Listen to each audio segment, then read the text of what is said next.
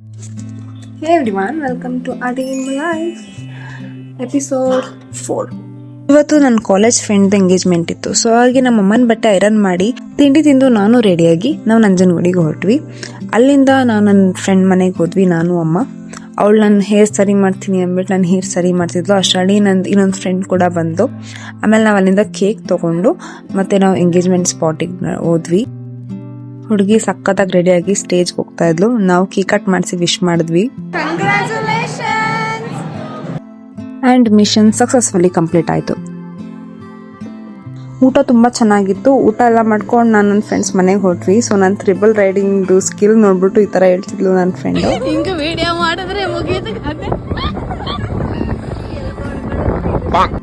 ಅಮ್ಮಗೆ ಸ್ಲಿಪ್ಪರ್ ತಗೋಬೇಕು ಅಂತ ಹೇಳಿ ನಾವು ಫುಟ್ವೇರ್ ಶಾಪಿಗೆ ಹೋದ್ವಿ.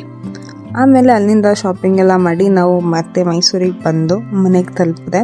ನಾನು ನನ್ನ ಮೇಕಪ್ ಎಲ್ಲ ರಿಮೂವ್ ಮಾಡಿ ಫ್ರೆಶ್ ಅಪ್ ಆದೆ. ಆ್ಯಂಡ್ ಒಂದು ಹೇಳಿ, ನಂದು ಹೊಸ ಮುಗ್ಬಟ್ಟು ಹೇಗೆ ಕಾಣ್ತಾ ಇದೆ.